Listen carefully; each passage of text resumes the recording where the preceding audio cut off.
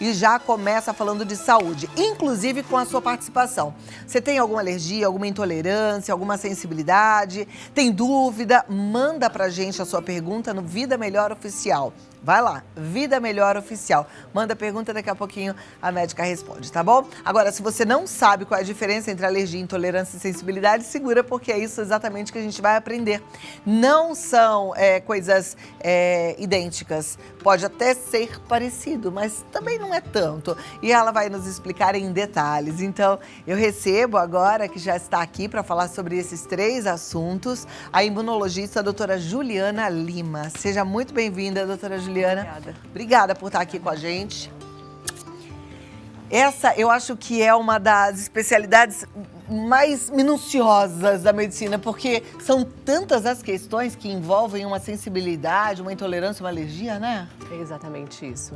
Parece ser complexo, mas depois que a gente explica e depois que a gente consegue definir bem as diferenças e exemplifica, as pessoas conseguem entender. Olha, entender, eu acho até que, agora, para chegar ao que está causando determinada alergia, é uma investigação. Ao diagnóstico, né? Eu costumo falar para os meus pacientes que parece um joguinho de quebra-cabeças. É assim que eu considero. Então, a gente vai montando peças, a gente vai coletando de uma história que a gente considera uma anamnese bem feita para entender o que acontece quando ingere tal alimento, qual momento, qual mecanismo, depois de quanto tempo. Aí a gente vai juntando essas pecinhas. Depois, baseado nisso, a gente vai para os testes. Testes no sangue, testes na pele. Depois a gente exclui. Depois a gente volta a introduzir para ver se reproduz aquele mesmo sintomas. Então você junta tudo isso para você tentar, porque às vezes fica tudo muito subentendido, sabe? Porque além do alimento, além da proteína específica, como uma caseína, por exemplo, existem os corantes, existem aditivos, existem conservantes, e aí? Pois é. Né? Bom, vamos começar o assunto lá para entender os termos, né? O que é sensibilidade?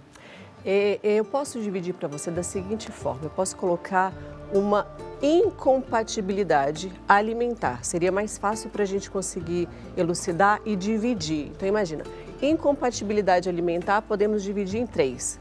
Alergia alimentar, intolerância alimentar e hipersensibilidade alimentar. Né? E posso começar pela hipersensibilidade alimentar? Tá. Então, pensando em hipersensibilidade alimentar, não focada tanto na minha especialidade, né? Eu sou alergista e imunologista e existem milhares de consensos que definem a alergia alimentar. Existem outras hipóteses, como a medicina funcional americana, que ela vem com algumas hipóteses. Por exemplo, hipersensibilidade alimentar. Como isso começa? A partir da boca. Então, a pessoa mastiga um alimento que não mastiga muito bem, depois vai para o estômago, esse estômago tem uma hipocloridria. Sabe quando a pessoa come e tem a sensação que o alimento não foi digerido? É porque o ácido clorídrico está baixo. Então a digestão começa aqui. Depois chega no intestino. Se esse intestino ele já está machucado, a gente chama de desbiose intestinal. Pode acontecer uma sensibilidade alimentar, porque a mucosa ela está inflamada. Imagina um colar de pérolas, faltando ali 3 pérolas. Imagina uma parede ou um muro, faltando ali 3 tijolinhos. E existe uma barreira para as coisas que não são boas, que saem do intestino e entram na corrente sanguínea. Que legal se entrasse só ferro, cálcio, manganês. E quando começa a entrar, por exemplo, alguma coisa que seria transgênica? Sabe, uma proteína que seja transgênica, um alimento que seja ruim, agrotóxico entrando na corrente sanguínea. Quem que essa proteína vai encontrar na corrente sanguínea? Sistema imunológico. Na hora que existe esse embate de antígeno-anticorpo, soldado e bandido, o que começa a acontecer?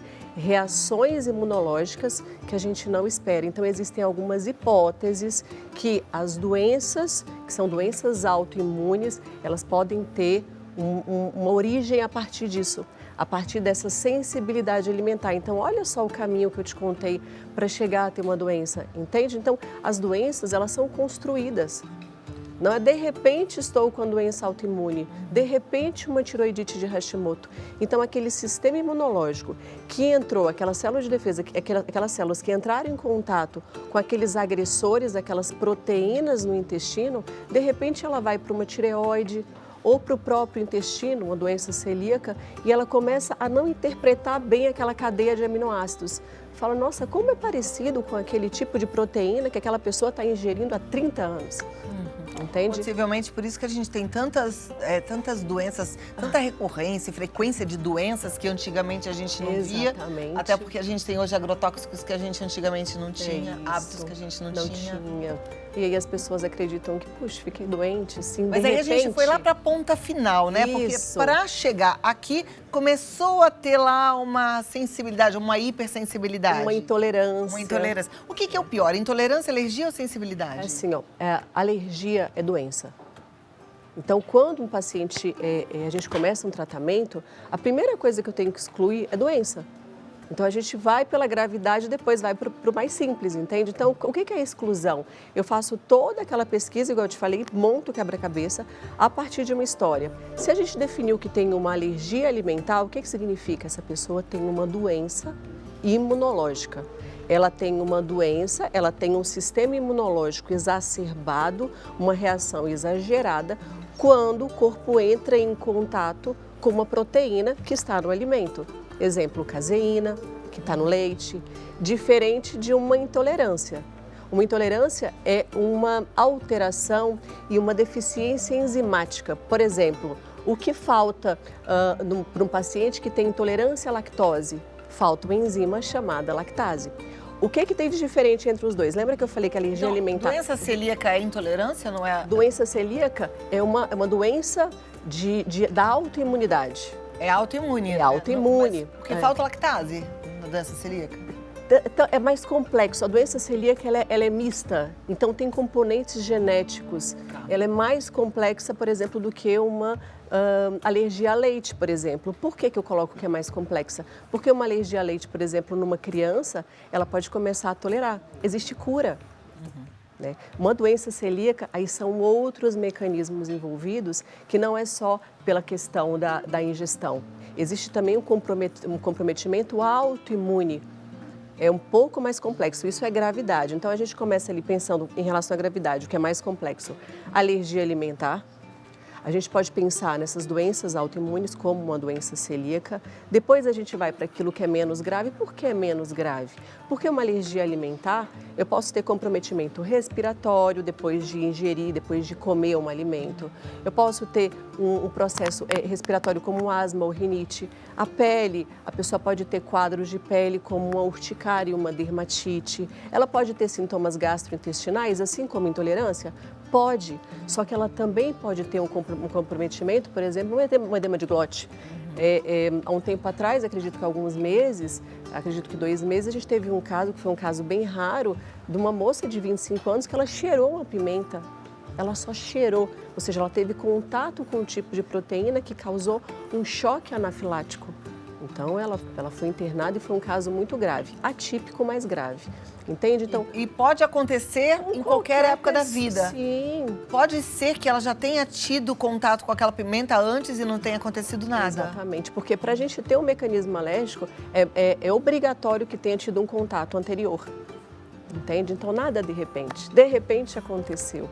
Não é assim. Então, por exemplo, um teste que a gente faz num bebê.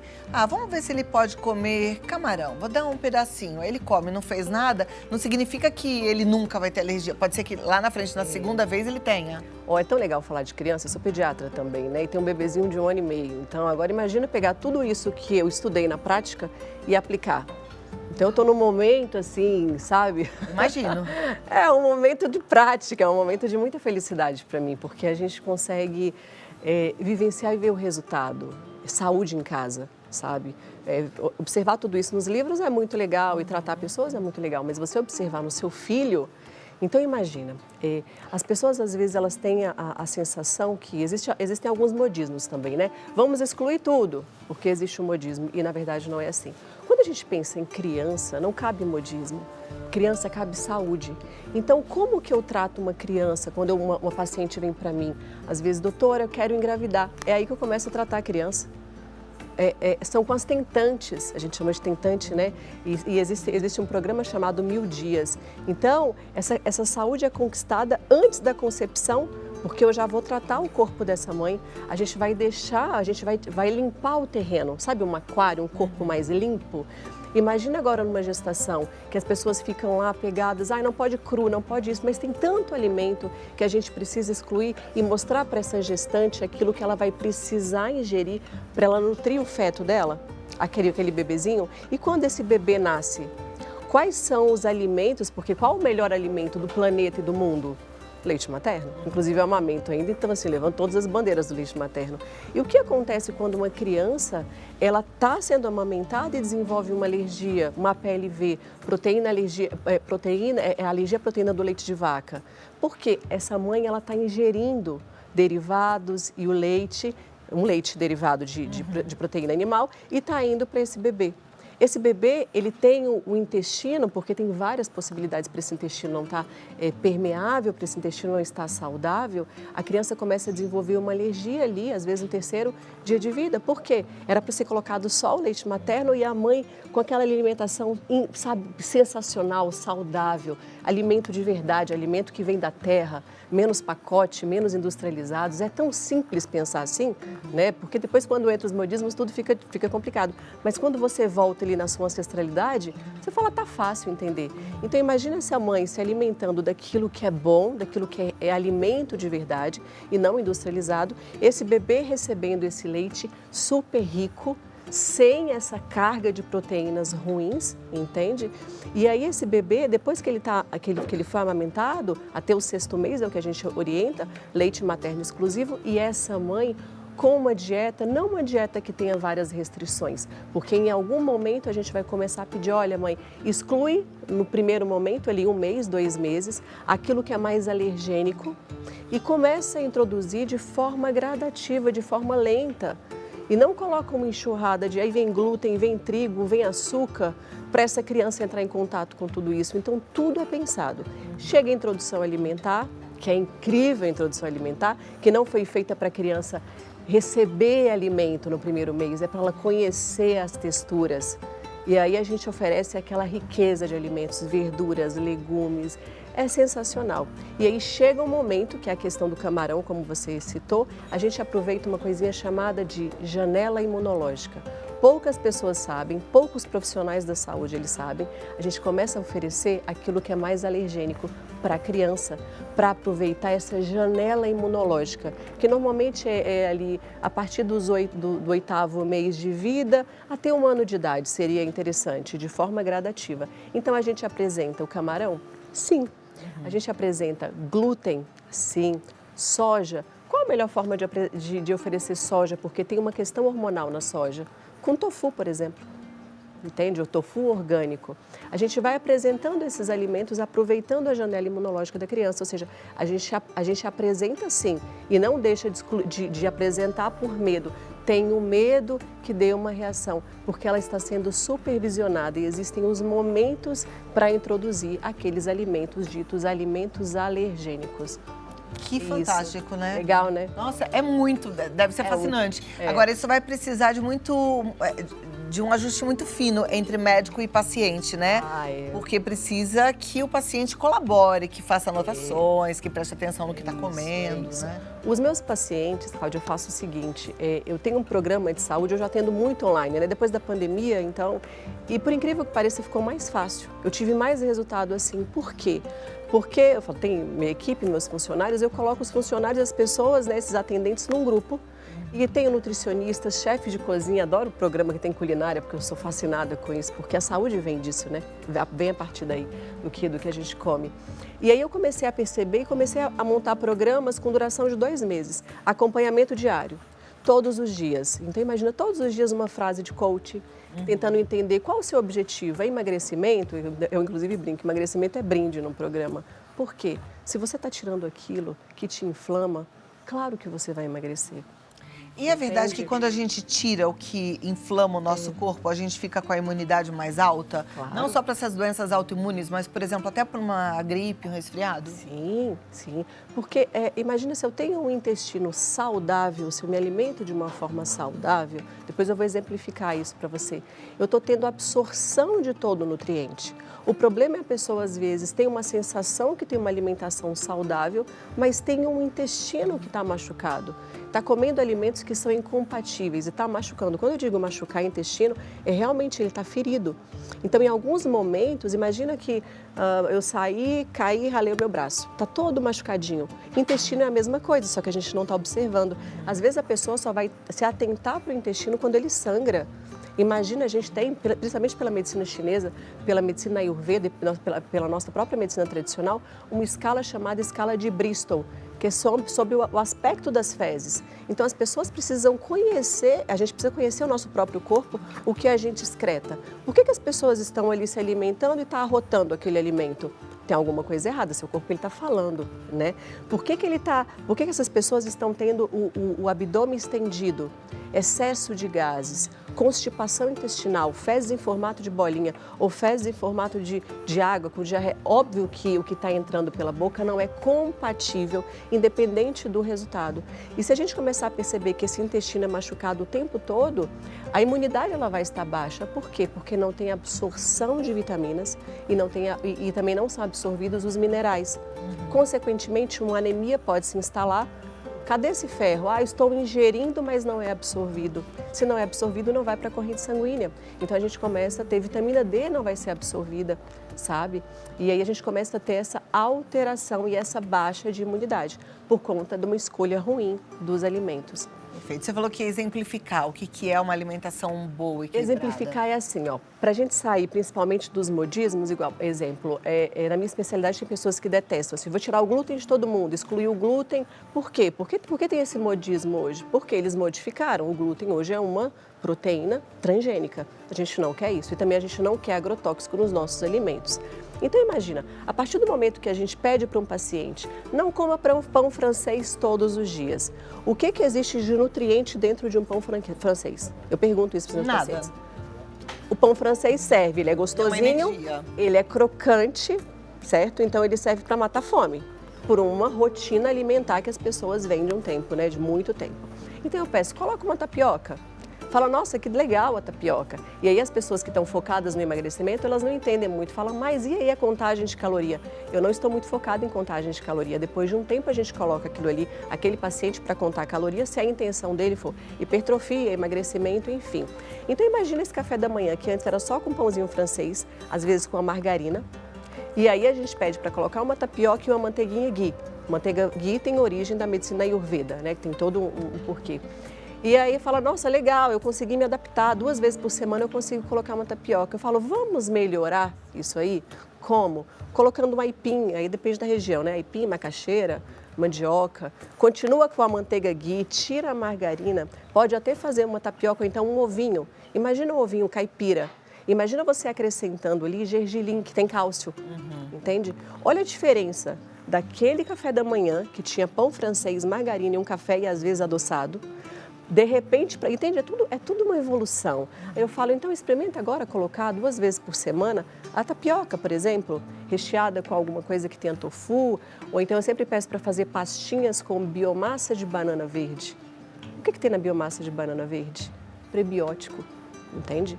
E aí a gente começa a oferecer aquilo que o intestino fala, que bom que chegou comida de verdade, né? Estão cuidando de mim, de forma muito prática e gostosa. Inclusive, o nome do meu programa é Programa Super Imune, pela questão da imunidade, gourmet.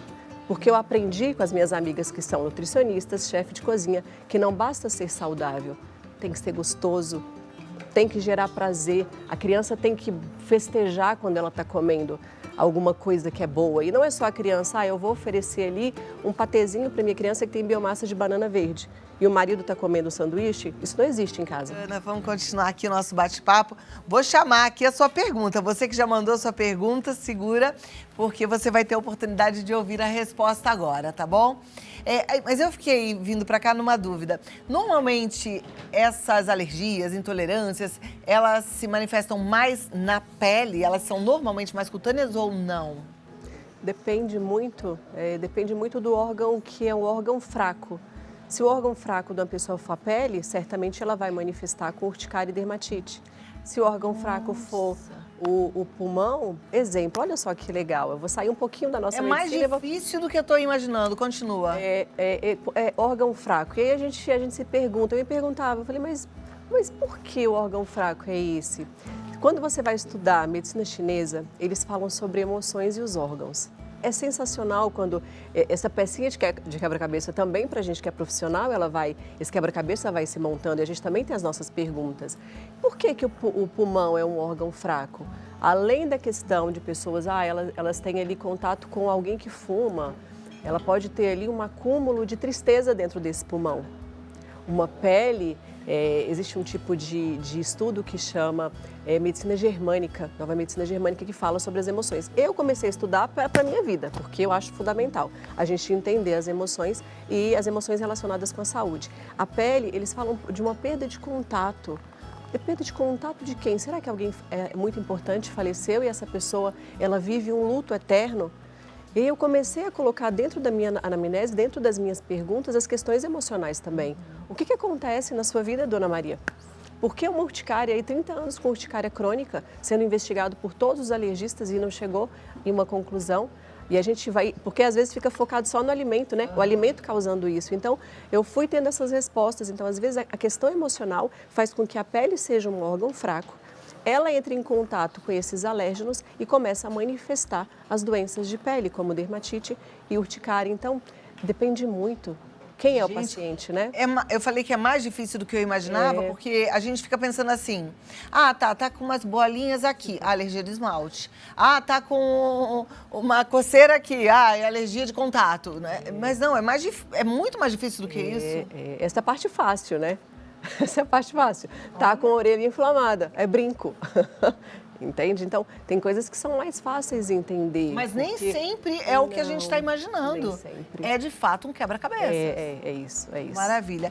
Já está organizada para a gente colocar a pergunta? Vamos lá. Fátima Regina está querendo saber o que difere uma alergia de uma intolerância alimentar. É bem aquilo. Então, alergia, uma doença do sistema imunológico. A pessoa entra em contato com um alimento, tem uma proteína, algo estranho, chamamos de antígeno, e o nosso sistema imune tem anticorpos, reação antígeno-anticorpo, e a partir do momento que existe essa complexidade, porque é complexo toda essa briga, esse campo de batalhas, o corpo ele pode manifestar algumas reações, como a pele, manifestações na pele, como manifestações respiratórias, diarreia, gases que são sintomas gastrointestinais e, dependendo da gravidade desse quadro, pode gerar uma anafilaxia e ainda pode ter um comprometimento circulatório chegando a um choque anafilático. Isso é uma alergia alimentar. Quais são os alimentos mais comuns para alergia alimentar? Leite, ovo, soja, trigo, carne de porco, crustáceos, peixes, né, no caso, peixes e camarão, amendoim e castanhas. Entende? Então, isso é um quadro de alergia alimentar. Agora vamos falar sobre intolerância alimentar. Intolerância alimentar, que é a mais conhecida, intolerância à lactose, mas temos outras intolerâncias, que eu já vou pegar ali o gancho da castanha, por exemplo, e do amendoim. Então, imagina, porque as pessoas só focam no leite. A intolerância só leite, não é isso? Intolerância à lactose, que é uma deficiência enzimática. O nosso estômago tem enzimas digestivas, além do ácido clorídrico. Essas enzimas, elas estão deficientes.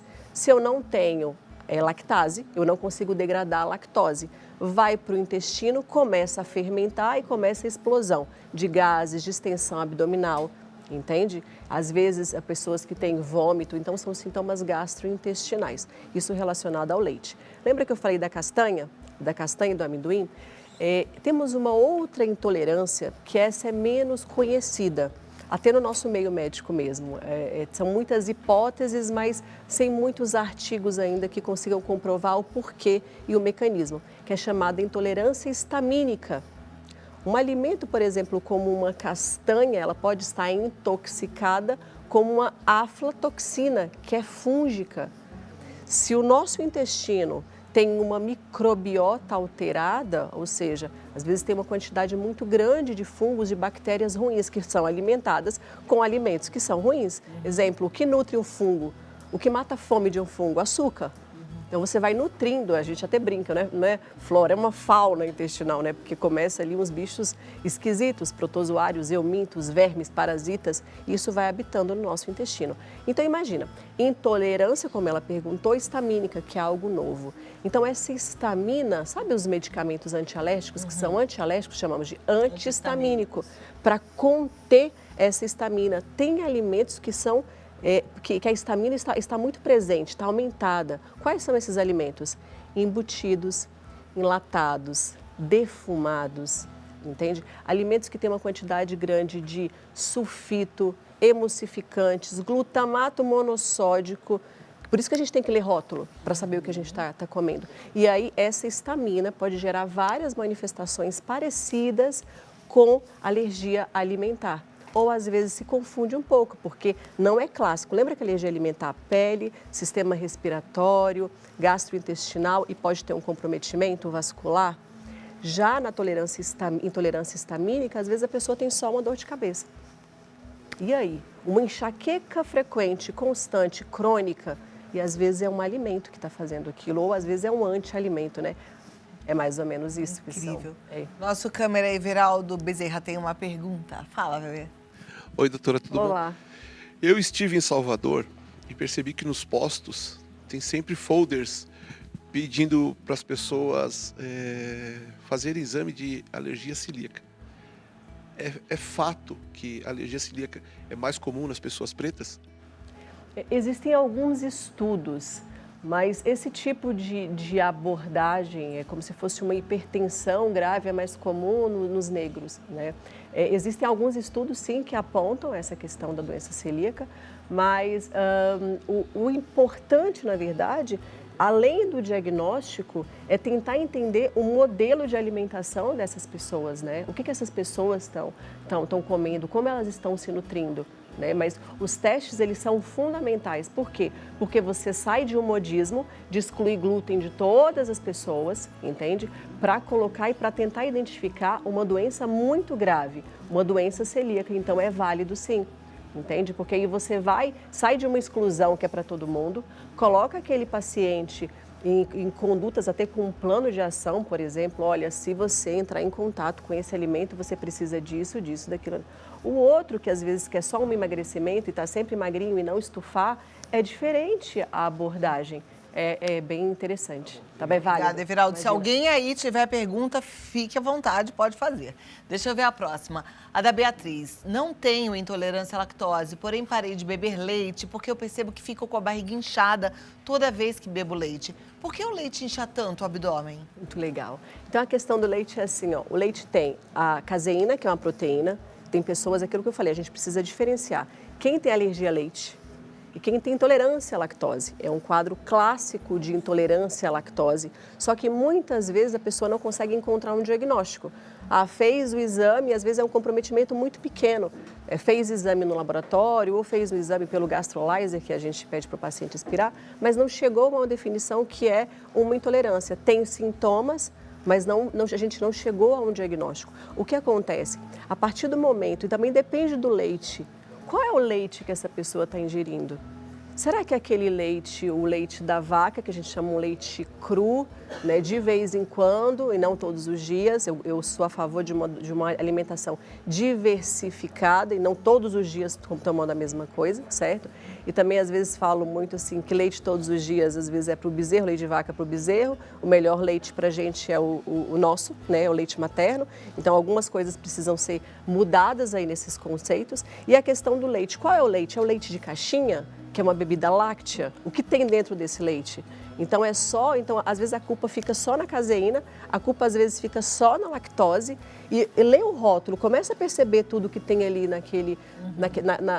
naquela caixa que é recoberta por alumínio, que tem contaminação por metal. E aí chega dentro do intestino tudo aquilo que às vezes é um anti-alimento, aí vai nutrir bactérias ruins que vão pegar esse alimento que é ruim, vai começar a acontecer uma fermentação, aí começa a bomba dentro do intestino. Gases, distensão, estufamento, blá, blá, blá. E tudo aquilo. Como é complexo, gente. É Eu tô isso. encantada. A Mas é doutora legal. Juliana vai ter que ficar aqui para sempre, Pra né, cozinhar. gente? De sempre, até a gente aprender esse negócio. Yolanda diz, sinto bastante coceira nos ouvidos e garganta juntos, ao acordar e ao espirrar. Sei que são sintomas de alergia, mas será que poderia ser alergia da friagem?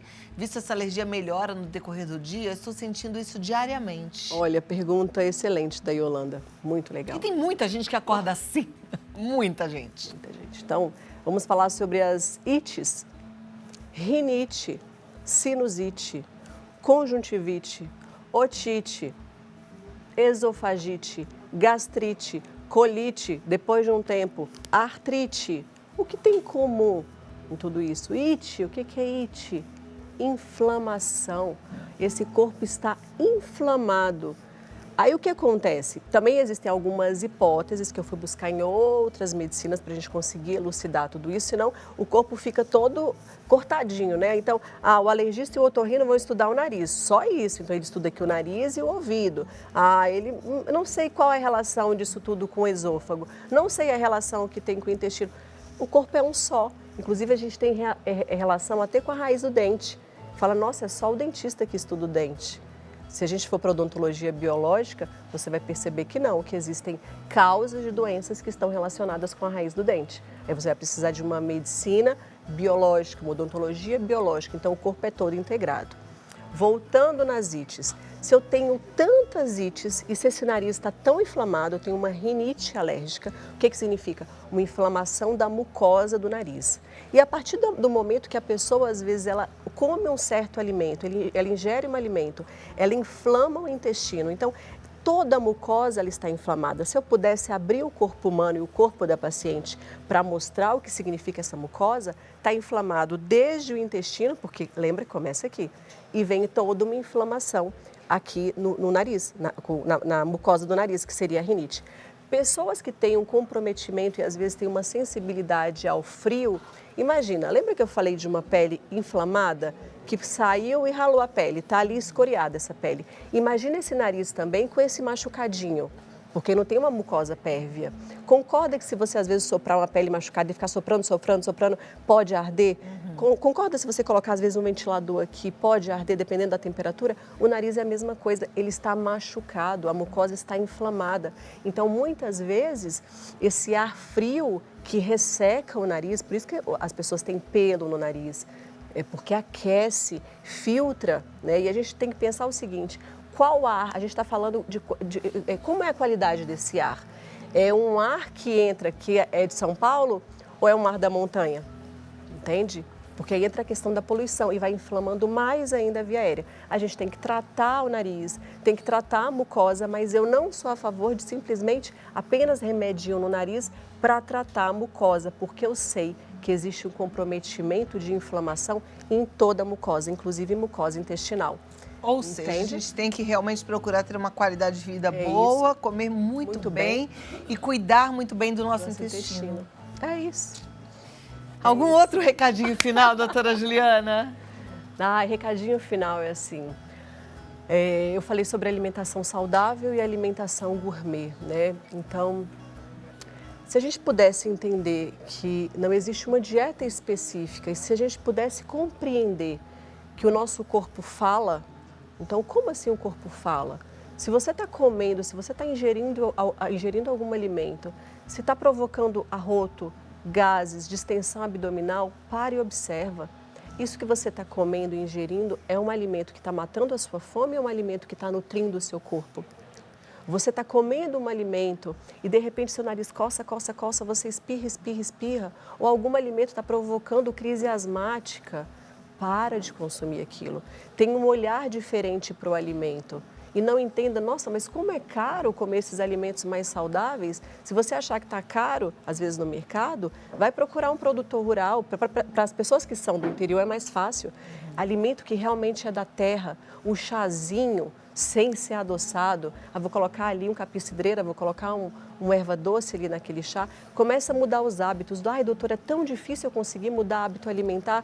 Por quê? Porque você colocou um objetivo de ser saudável, definiu uma meta que você vai precisar de um dia todo saudável, e você não vai conseguir. Porque você colocou uma meta além do que você consegue. E se você definir por 10 minutos por dia, 10 minutos, eu vou começar o meu dia de forma saudável. Durante 10 minutos, eu vou manter aquilo ali durante 21 dias, que seja um chá pela manhã. Entende? Muito bem. É isso. São hábitos saudáveis. É possível. Vai devagar, mas vai. Ó, mas vai. E eu fiquei com vontade de perguntar tanta coisa. Você falou de criança pequena. Meu netinho agora tá com umas coisinhas assim na boca. Aí a pediatra oral. falou que podia ser da própria saliva. Mas você falou outro, dermatite. Dermatite oral. O que é isso? Dermatite oral é uma sensibilidade dessa região, por conta, às vezes, de uma alteração de saliva, pode acontecer, e às vezes é uma criança, se for uma criança, por exemplo, que chupa chupeta, existe todo um plástico em contato com aquela boca. Não chupa chupeta, mas tem essa região, aquele órgão que eu te falei, lembra que de repente o corpo identifica uma parte do corpo como um órgão alvo? E tem todo um comprometimento. Então, imagina que é uma criança que já vem chupando chupeta há muito tempo. Ou, às vezes, uma criança que chupa o dedo há bastante tempo. A saliva vai irritando. Só que a saliva, ela não causa uma alergia, ela causa uma irritação. Quando algo causa uma irritação, às vezes até um próprio alimento. Às vezes a gente tem alguns alimentos, crianças, por exemplo, que têm alergia a leite ou alergia a alguma fruta, alguma coisa que acontece. Às vezes essa dermatite perioral é o único sinal que a gente tem que aí tem que entrar em investigação para saber. Tem que fazer investigação. Qual alimento que a criança come e aí, de repente, essa vermelhidão acontece. Porque se tem uma vermelhidão, se tem bolinha, significa eu tenho uma inflamação. Se eu tenho uma dermatite, eu tenho uma inflamação da pele. Qual local? Boca. O que está entrando em contato com essa região que pode estar causando essa dermatite oral? Porque se a dermatite está aqui, se a inflamação está aqui, se a gente não consegue identificar o causador, ele vai continuar inflamando. Certamente inflama a mucosa aqui, o que é mais perto, né?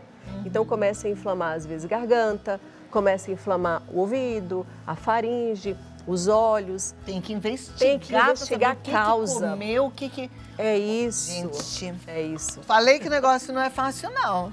Legal. Doutora Juliana, foi um prazer te receber. Volte mais vezes. Obrigada. Ela está no DRA Juliana Lima, DRA Juliana Lima. E o telefone para você marcar, inclusive ter esse acompanhamento maravilhoso que ela disse, é no 119 5382 2133. 119 5382 2133. Então, até a próxima. Até.